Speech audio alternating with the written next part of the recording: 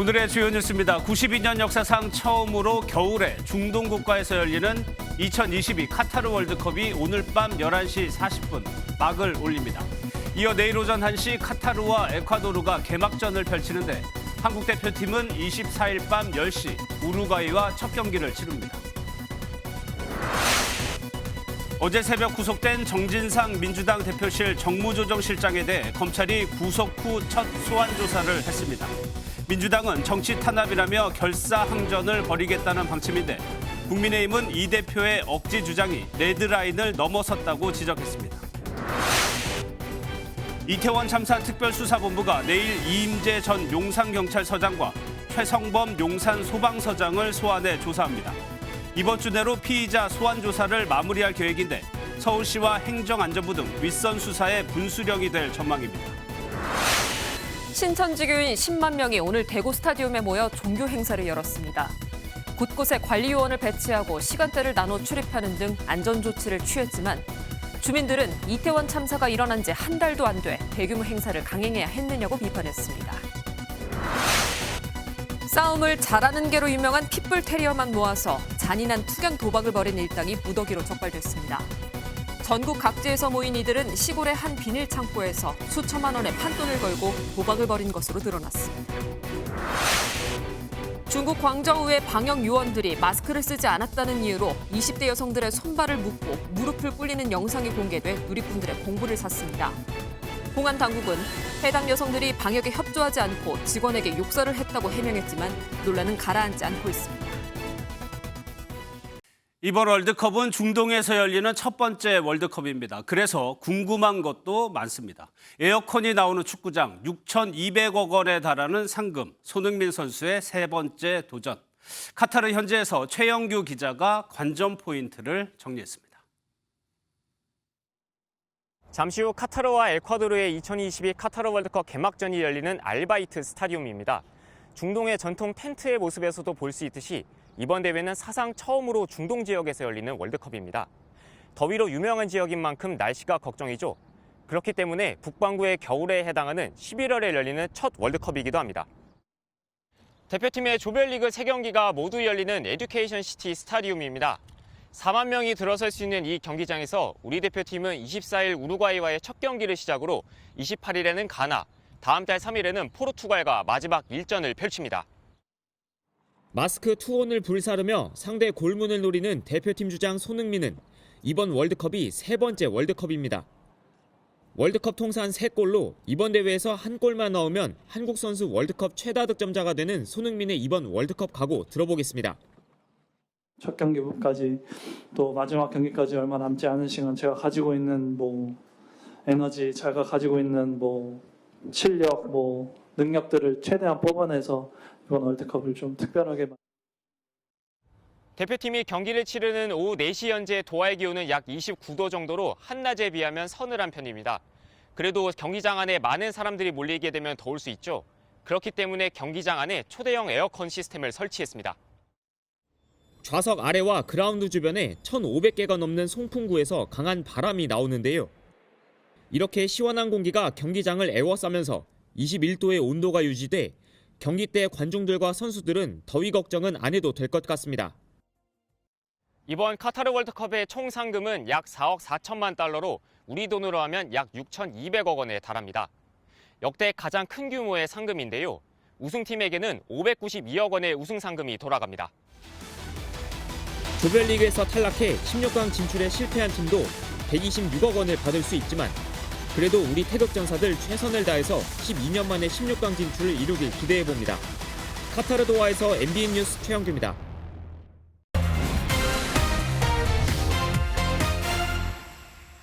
월드컵 하면 우리 국민들은 특히 더 설레는 것 같습니다. 월드컵, 올림픽을 두루 취재한 문화스포츠 구경호 기자와 이야기 더 나눠보겠습니다. 어서 오세요. 이번에 분명히 월드컵인데 올림픽 같다는 얘기 많이 합니다. 왜 그런 거예요? 이 카타르 월드컵이라는 말처럼 월드컵은 이제 국가 단위 행사라서 해당 국가 곳곳에서 열립니다. 예. 2002 한일 월드컵이 우리나라 전국 곳곳에서 열렸던 것처럼요. 그랬죠. 이 반대로 올림픽은 서울 올림픽처럼 도시 단위로 열립니다. 그런데 이 사우디아라비아에서 인접한 이 반도국가 카타르는 영토가 우리나라의 서울과 경기도 합친 크기에 불과하고 이번 월드컵 대부분이 수도 도하에서 열리는데 그 크기가 서울 강남 3구 정도밖에 되지가 않습니다. 여기 8개 경기장에서 열리게 되면서 카타르 월드컵이 아니라 도하 올림픽이라는 느낌이 난다고들 현지에서 얘기하고 있습니다. 예. 그러면 경기장과 거리가 가깝다는 건데 그럼 팬들은 하루에 여러 경기 볼 수 있는 거잖아요. 맞습니다. 제가 2011년 카타르 월드컵 아시안컵이죠. 아시안컵을 현지에서 30일 정도 취재한 적이 있는데 예. 지금은 많이 달라졌겠지만 경기장별로 한 20분 정도 내이면 다 갈 수가 있었습니다. 따라서 팬들은 물리적으로는 현지에서 하루에 열리는 4경기 전부를 모두 볼 수가 있을 것 같습니다. 그런데 아랍권에서 하다 보니까 금지하는 것들도 상당히 많은 것 같아요. 맞습니다. 중동의 카타르가 이슬람 문화권이다 보니까 우선 경기장 인근에서 음주가 안 됩니다. 다만 도하 시내의 팬 구역과 외국 상대 일부 호텔에서는 음주가 허용됐습니다. 뿐만 아니라 돼지고기도 먹을 수 없어서 육류를 원한다면 소고기나 양고기를 맛보셔야 합니다. 예. 그리고 이성 간에는 손잡는 수준 이상의 애정 표현, 그리고 피부가 많이 드러나는 반바지나 미니스커트 착용도 자제해야 합니다. 심한 경우에는 처벌받을 수 있습니다. 아, 그래요? 예. 그럼 안 되는 게 많은데 반대로 특별한 것도 도입된다고 들었거든요. 어떤 겁니까? 4년 전에 러시아 월드컵 때 도입된 비디오 판독, VAR 좀 들어보셨을 예. 겁니다. 이번에 업그레이드된 버전으로 반자동 옵사이드 판독 시스템이 도입이 됩니다.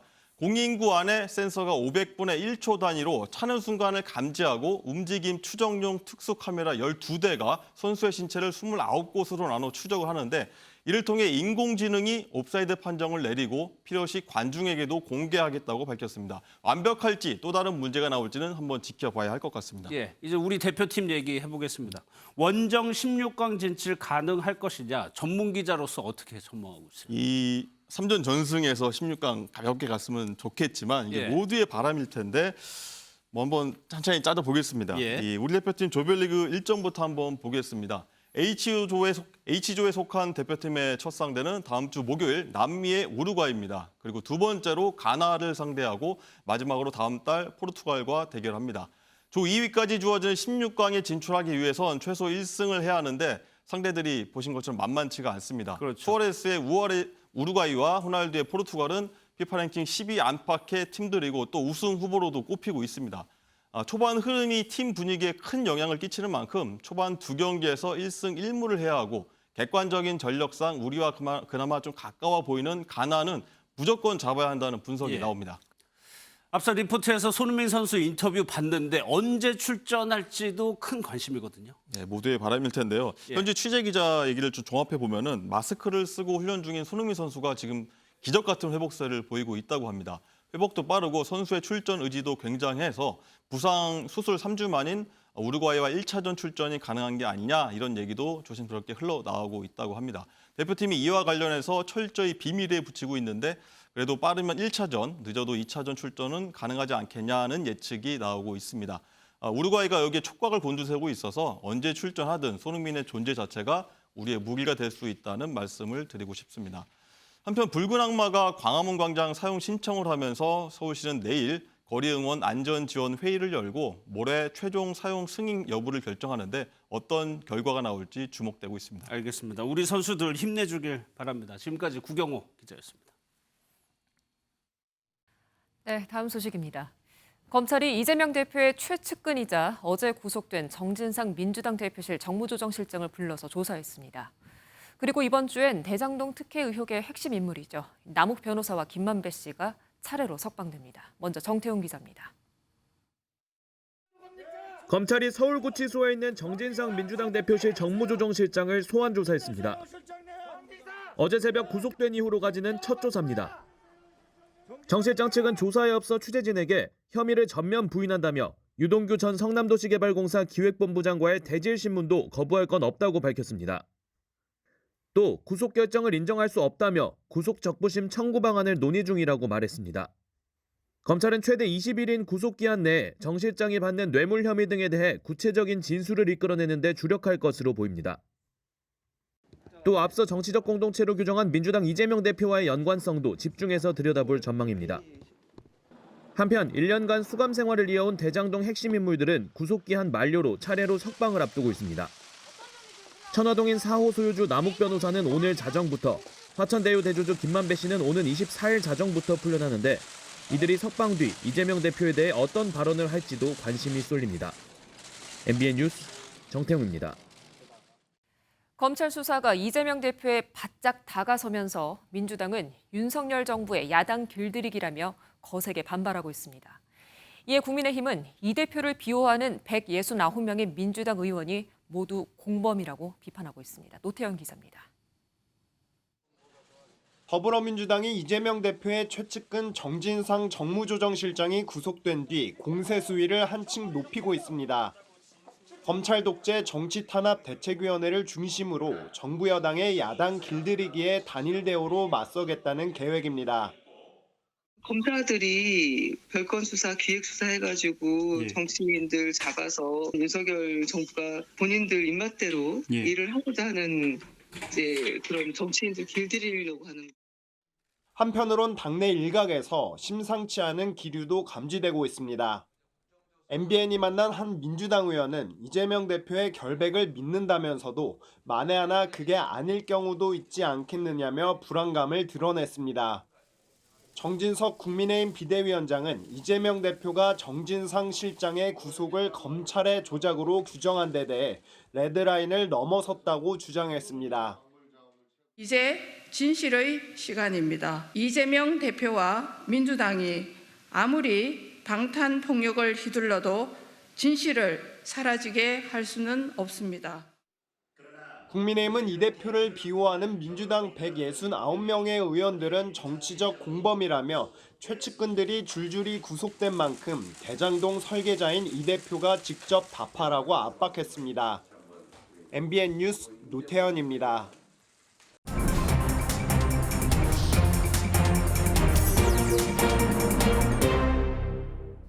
정치권 뒷이야기 알아보는 정치톡톡 시간입니다. 오늘은 이병주 기자 나와 있습니다. 어서 오세요. 예. 어제 서울 도심에서 정권 퇴진 집회가 있었는데 여기에 야당 의원들이 대거 참석했단 말이에요. 이게 좀 논란이 되는 것 같아요. 네, 맞습니다. 해당 집회에는 지난달 8일 김용민 더불어민주당 의원이 현역 의원으로는 처음 참석했었습니다. 근데 어제는 이제 7명의 의원이 참석을 했습니다. 7명. 민주당 강민정, 김용민, 안민석, 양이원영, 유정주, 황운하 의원과 무소속 민영배 의원입니다. 안 의원은 함께한 의원들을 촛불광장에 나온 용기 있는 초선의원이라고 소개하면서 윤석열 정권이 이태원 참사를 책임져야 한다고 주장했습니다. 예, 이를 두고 국민의힘이 강하게 비판했죠. 네, 맞습니다. 국민의힘도 가만히 있지 않았습니다. 국민의힘은 국가적 참사마저 정치적으로 악용하는 야당 의원 7명이야말로 이태원 참사 칠적이라고 비판을 했습니다. 죽음마저 정파적 이익으로 계산하는 죽음의 환전상이라며 거친 말도 쏟아냈습니다. 대통령실도 한마디 했습니다. 헌법기관인 국회의원들이 헌정 질서를 흔드는 주장에 동조하는 것은 바람직하지 않다, 이런 거였습니다. 예, 국민의힘 내부 상황도 한번 보겠습니다. 유승민 전 의원의 발언이 또 여당 내에서 표적이 되고 있다는데 어떤 발언이었죠? 네, 유승민 전 의원이 말실수는 깨끗하게 사과하고 지나가면 됐을 일이라면서 왜 자꾸 논란을 키워가는 건지 안타깝다, 이렇게 윤석열 대통령의 최근 순방 당시 일을 비판했었습니다. 국민의힘 당권 주자인 김기현 의원은 야권의 편승에 돌팔매를 던져댄다면 당을 같이 해야 할 이유가 없는 것 아닐까 싶다고 직격했습니다. 앞서 김행 비대위원은 유 전 의원을 향해 촛불 세력의 대선 불복보다 더 지독하다고 비판한 바 있습니다. 예, 총선은 아직 멀지만 당내에서는 지역구 정비가 한창인데 이게 굉장히 당내에서는 예민한 문제거든요. 맞습니다. 예민할 문제일 수밖에 없습니다. 국민의힘 조직강화특별위원회는 내일부터 현재 공석인 66개 당원협의회의 조직위원장을 뽑는 심사 절차에 본격 돌입합니다.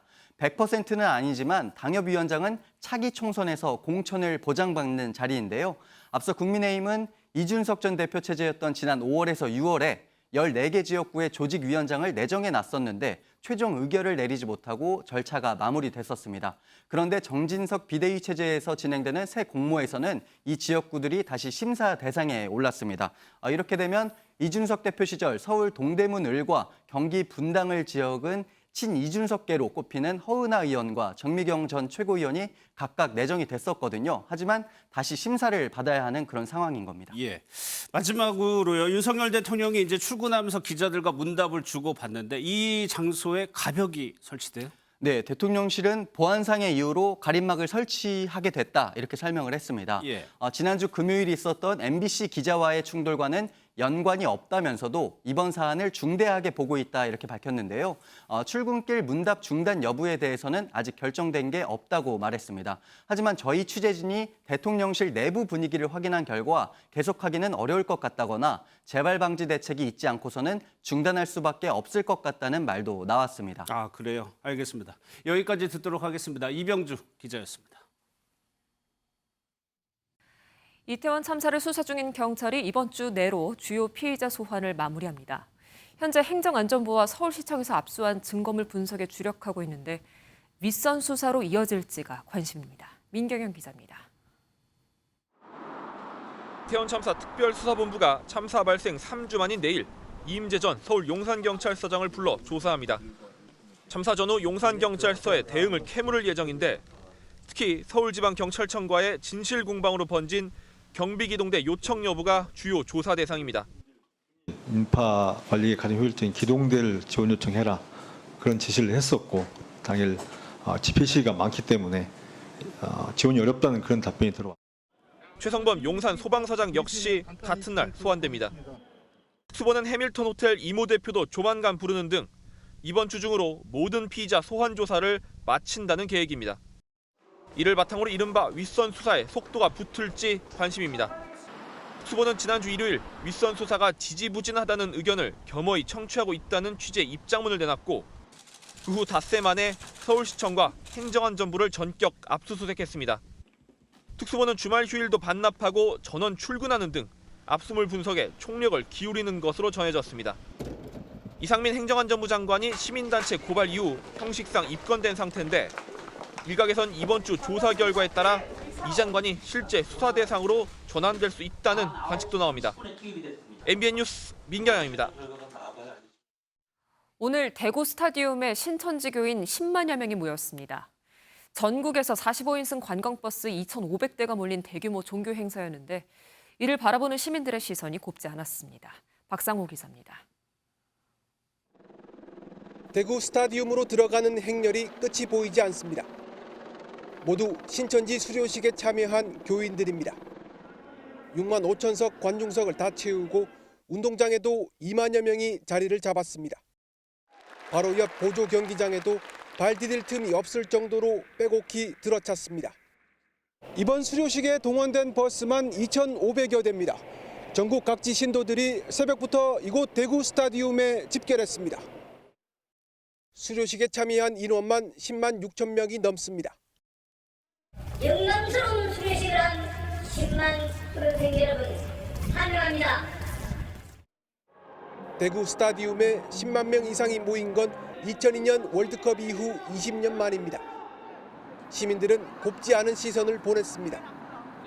이태원 참사의 아픔이 채 가시기도 전에 이런 대규모 행사를 열어야 하는 이유를 모르겠다는 겁니다. 한 달도 안 됐는데 이렇게 10만 명이나 사람들이 모여서 자기들 행사를 한다는 게 도리가 아니라고 생각을 합니다. 좀 불안하죠. 지금도 코로나 계속 이렇게 퍼지고 있는 상황에서 이렇게 모여가지고 행사를 하는 게. 신천지 측은 이런 반대 여론을 의식한 듯 여러 안전 조치를 취했습니다. 길거리부터 일정 간격으로 인원을 배치하는 등 행사장 안팎에 무려 14,000여 명의 안전요원을 투입했습니다. 한 번에 사람들이 몰리지 않도록 출입 시간대를 나눠 인원을 분산했고 버스 2,500여 대도 외곽에 흩어져 대기하도록 했습니다. 우려했던 안전사고는 발생하지 않았지만 행사 시점과 규모 등을 놓고 적절성 논란은 이어질 것으로 보입니다. MBN 뉴스 박상호입니다. 산업기로 유명한 맹견 핏불 테리어만 모아서 투견 도박을 벌인 일당이 무더기로 적발됐습니다. 전국 각지에서 모인 이들은 대낮에 시골의 한 비닐 창고에서 수천만 원을 걸고 도박판을 벌였습니다. 그 현장에서 강세훈 기자가 전합니다. 철장 안에서 핏불테리어 2마리가 격렬하게 싸웁니다. 둘 중 한 마리가 도망치거나 치명상을 입어야 끝나는 투견 도박장. 싸움에 동원된 개들은 온몸이 상처투성입니다. 신고를 받고 출동한 경찰이 현장을 급습해 49명을 붙잡았습니다. 전국 각지에서 모인 투견꾼들은 한 판에 수백만 원을 걸고 도박판을 벌인 것으로 드러났습니다. 현장에선 도박 증거물인 판돈 5천여만 원이 발견됐습니다. 주최하는 사람이 있고 심판이 있고 견주들이 있고 아름아름해서 연락하는 것 같아요. 경찰의 단속을 피하려고 도박장은 시골의 한적한 곳에 개설했습니다. 투견 도박이 이루어졌던 곳입니다. 비닐로 만들어진 창고인데요. 안에는 이렇게 철제로 된 사각 링이 보이고요. 투견이 흘린 핏자국도 선명합니다. 또 한쪽에는 투견을 훈련시킬 때 사용했을 것으로 추정되는 런닝머신도 있습니다. 투견 도박장은 시민단체의 끈질긴 추적으로 세상에 알려지게 됐습니다. 제보를 받고 이제 2달 전서부터 이제 좀 추적을 하고 있었는데, 그래서 이번에 이제 부안에서 한다는 얘기를 듣고 경찰은 붙잡힌 49명 중 도박장 개설자를 포함해 상습성이 있는 투견꾼에 대해 구속영장 신청을 검토하고 있습니다. MBN 뉴스 강세훈입니다. 지난주 우리나라에 왔던 빈살만 사우디 왕세자가 일본행을 돌연 취소한 배경을 두고서 여전히 궁금증이 일고 있는데요. 윤석열 대통령과의 오찬 자리에서 일본 일정 조정을 언급한 것으로 알려졌습니다. 원중희 기자입니다. 좋은 순방이 되시길 바라겠습니다.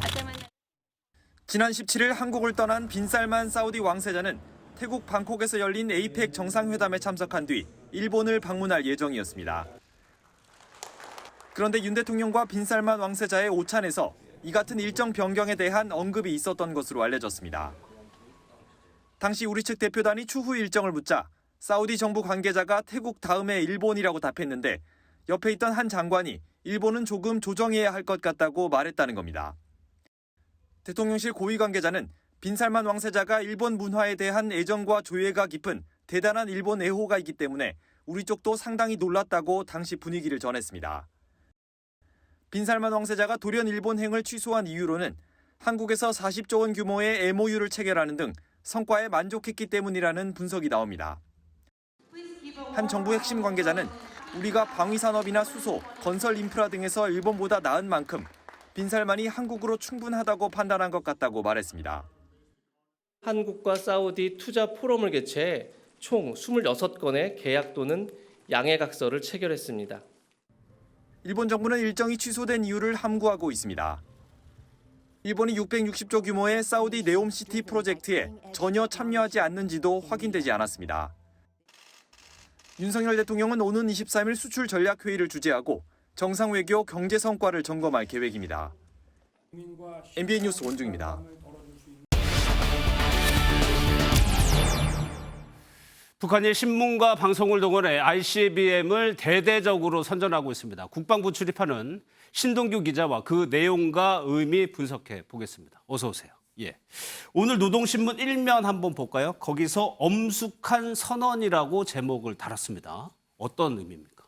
그만큼 중대한 발표를 했다 이렇게 강조를 하려는 의도로 일단 해석이 되고요. 예. 노동신문은 지난 18일이죠. ICBM 발사 날을 사변적인 날, 그러니까 역사적인 날로 칭하면서 행성 최강의 대륙간 탄도미사일 보유국 이렇게 자평했습니다. 또 핵 선제 타격이 미국 독점물은 아니라고 했는데요. 미국을 ICBM으로 선제 타격할 수 있다 이런 말까지 다시 꺼냈다는 점에서 상황의 심각성은 더 커졌다고 볼 수 있겠습니다. 아울러 평화수호의 위력한 보검인 핵병기들을 질량적으로 계속 강화할 것 이런 내용도 있었는데요. 질량이란 단어에서 질이란 대기권 재진입 기술 검증을 하겠다는 계획으로 읽을 수 있겠습니다. 이번에 김정은 위원장의 딸도 공개가 됐습니다. 후계 구도와 연관해서 분석이 가능합니까? 네, 1984년생인 김정은 위원장은 1989년생인 부인 리설주 여사와 사이에 2남 1녀를 둔 걸로 알려졌는데요. 2010년생 아들과 2013년생 딸 김주애, 아들로 추정되는 2017년생 이렇게 3명입니다. 2013년에 방북했던 농구선수 데니스 로드먼이 둘째 딸이 김주애라고 했던 적이 있습니다. MBN이 후계 구도와 관련해서 흥미로운 이야기를 들었는데 전문가 인터뷰 직접 들어보겠습니다. 김정일은 김정은의 나이가 만 8세 되었을 때 그의 생일날 그때부터 앞으로 내 후계자는 김정은이라고 이야기를 했습니다. 그러니까 외부에서 보기에는 상당히 이른 시기였지만은 네, 다만 후계자 문제가 시기적으로 급하지 않다는 점에서 딸의 손을 잡고 등장했다는 점에 지나치게 큰 의미를 둘 필요는 없다, 이런 시각도 있는 상황입니다. 이런 ICBM 발사나 핵실험하려면 막대한 자금이 들어요. 이 돈을 암호화폐를 통해서 충당하고 있다. 그러면 이 환전해야 될 거 아닙니까? 어떻게 되는 겁니까? 그동안 싱가포르나 대표적인 조사의 빛으로 꼽혔던 바하마제도 이런 곳이 가상화폐의 주요 거점으로 각광을 받았었는데요. 최근에 있었던 루나 테라 사태나 세계 3위 가상화폐 거래소인 FTX의 파산 신청 등으로 암호화폐 규제 움직임이 강화되면서 중동이 이른바 핫플레이스로 떠오르고 있다고 합니다. 전문가 이야기 들어보겠습니다. 요즘에 중동 지역이 텍스 헤이븐처럼 이런 비트코인이나 이런 크립토 커런시 있잖아요. 이거에 어떤 핫플레이스로 떠오르고 있거든요. 그쪽이 규제가 거의 없어요. 그럼 북한이 탈취하고 있다는 이 암호화폐의 규모는 어느 정도나 되는 겁니까? 네, 지난주 김건 외교부 한반도 평화교섭본부장은 북한이 지난 3월 엑시 인피니티라는 게임 회사를 해킹해서 8,300억 원 상당의 암호화폐를 탈취했다고 밝히기도 했는데요. 북한이 천문학적인 암호화폐를 탈취해서 현금화할 때 할인율이 크게 높아졌다는 얘기도 있습니다. 어음이나 채권만 해도 소지자가 돈이 급하면 할인율이 높아지는데 암호화폐 현금 시장에서도 북한의 사정이 급한 점을 노려서 높은 할인율을 제시한다는 관측입니다. 알겠습니다. 잘 들었습니다. 지금까지 신동규 기자였습니다. 네, 뉴스 이어갑니다. 연쇄 성폭행범과 같은 흉악범죄자들은 출소를 한 뒤에도 24시간 1:1 밀착 감시를 받고 있습니다. 이 현장은 이들의 재범을 막기 위해서 고군분투하고 있지만 시민들의 불안감은 여전하죠. 이를 잠재우려면 감시 인력을 지금보다 더 늘려야 한다는 목소리입니다. 이상엽 기자입니다. 법무부는 각성하라! 지난달 31일 연쇄 성폭행범 박병화가 출소 후 거주지를 경기 화성시로 잡자 지역 국회의원까지 나서 단체 행동에 나섰습니다. 법무부가 일부 출소자들의 경우 전자발찌로 알려진 위치 추적 장치를 채워 24시간 밀착 감시를 하고 있는데 주민들의 불안감은 큰 겁니다. 이유가 뭔지 한 관리감독 현장을 찾아가 봤습니다. 차량 안 GPS를 바라보며 누군가를 추적해 나섭니다. 동 주민센터에서 아래쪽으로 한 500m 정도 내려가면 있는 것 같은데 지금. 이들은 잠시 뒤 한 남성이 일하는 모습을 보고 별 이상이 없는지 확인하고 돌아갑니다.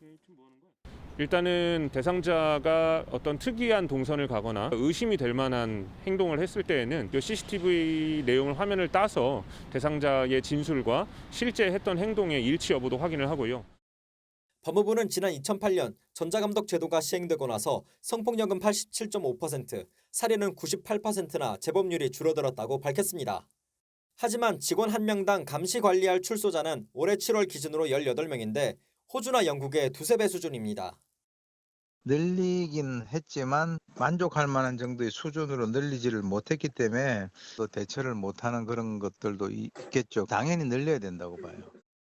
게다가 전자발찌를 훼손하고 도주하는 일도 빈번해 법무부는 15겹으로 강화된 전자발찌를 내년부터 보급하겠다고 밝혔습니다. MBN 뉴스 이상엽입니다.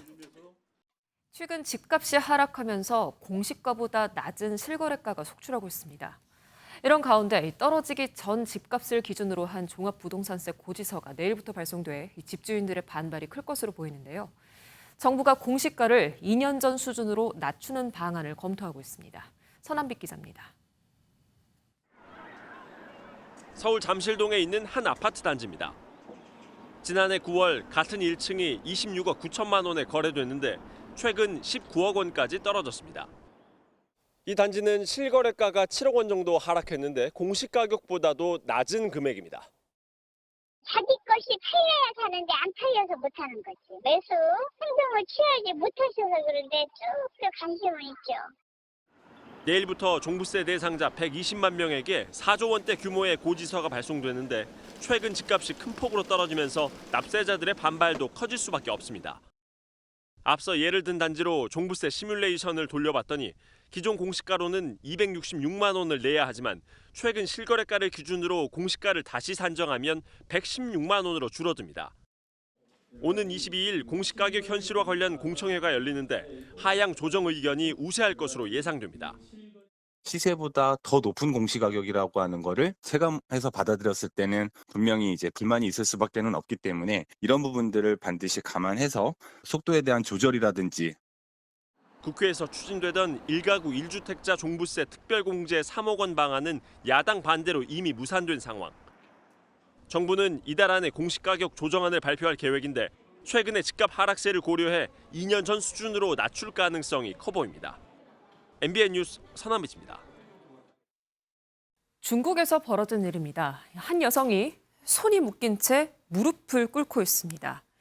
무슨 사연인지 알아봤더니 마스크를 쓰지 않아서였습니다. 현재 중국에선 코로나 확산세의 방역 강도를 더욱더 올리고 있는데요. 그렇다고 시민을 포박까지 한 것은 과했다는 비난이 일고 있습니다. 장동건 기자입니다. 근무복을 입은 남성들이 여성들을 거칠게 제압합니다. 여성이 저항도 하고 발길질도 해보지만 이내 바닥에 눕혀집니다. 결국 여성들은 손발이 묶인 채 무릎을 꿇고 맙니다.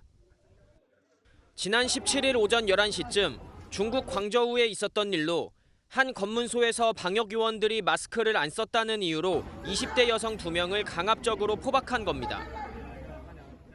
해당 사실은 한 여성이 배달을 받으러 나갔다가 마스크를 잃어버렸고 이 때문에 방역 요원들과 충돌했다는 글을 SNS에 올리면서 알려졌습니다.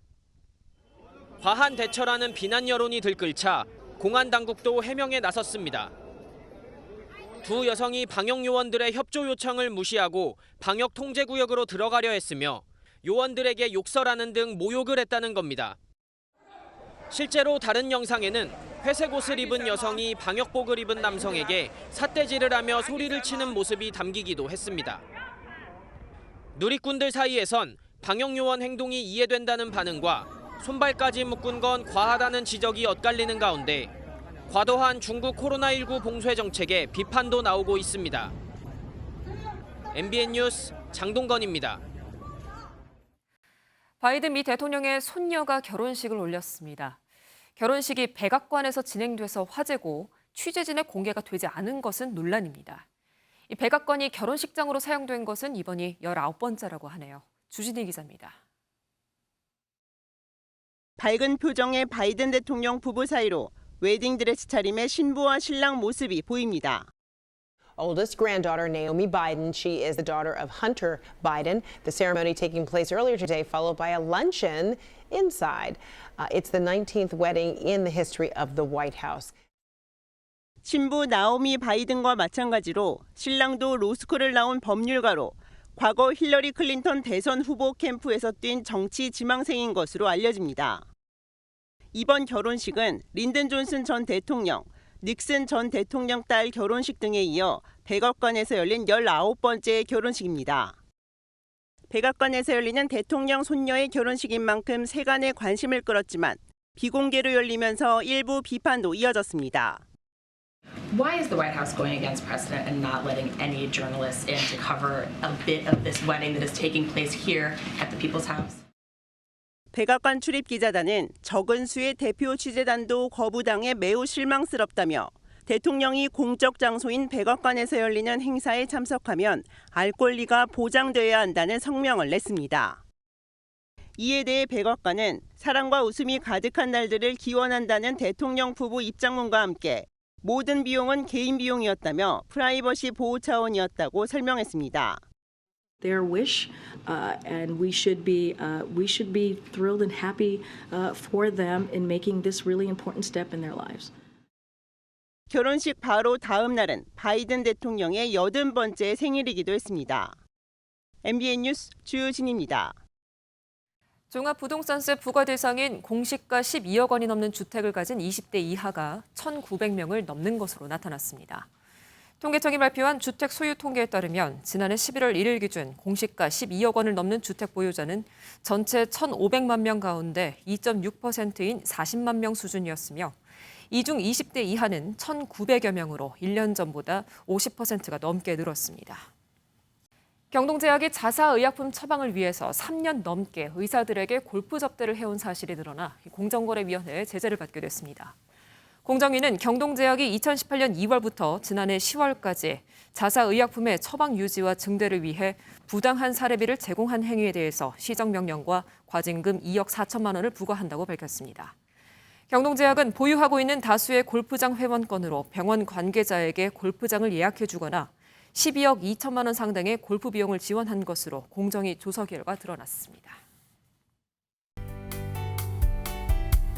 휴일인 오늘도 맑고 청명한 하늘 아래 늦가을 정취가 완연했습니다. 다만 오늘도 10도 안팎으로 일교차가 매우 크게 벌어졌는데요. 이맘때 감기 걸리지 않도록 주의하셔야겠습니다. 당분간 기온은 예년 이맘때를 훌쩍 뛰어넘겠습니다. 이 시기면 불어드는 북서쪽의 찬바람도 잠잠한 데다가 고기압의 영향권에서 볕이 기온을 크게 끌어올리고 있기 때문인데요. 당분간 아침 기온은 8도 안팎, 낮 기온은 15도 안팎까지 오르겠고 주 후반이 돼서야 기온이 차츰 낮아질 것으로 보입니다. 내일 대체로 공기질 깨끗하겠지만 인천과 충남 등 일부 중서부 지역은 오전 한때 일평균 미세먼지 농도 나쁨 수준까지 치솟겠습니다. 내일 새벽부터 오전 사이 전국 내륙을 중심으로는 짙은 안개가 나타나겠는데요. 출근길 교통 안전에도 주의하셔야겠습니다. 남부지방 광주의 한낮 기온은 19도, 부산은 21도까지 오르며 포근하겠네요. 아침 사이 내륙에는 서리가 내리는 곳이 많겠고요. 강원 산지는 특히 얼음이 얼기도 하겠습니다. 절기 소설인 모레 오전 차차 흐려지다가 수요일 오전까지 전국에 한 차례 비가 내릴 것으로 보입니다. 지금까지 날씨였습니다.